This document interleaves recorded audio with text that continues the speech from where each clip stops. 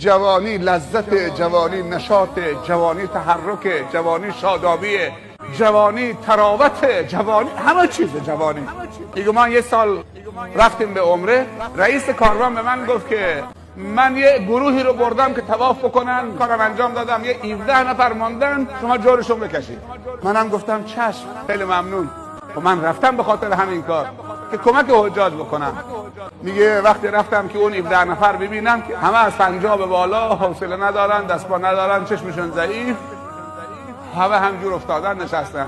بهش گفتم هرچی جوان دست و بابار بود که رفت اونجا کعبه رو دید، نگاه میکرد، دیوانه میشد.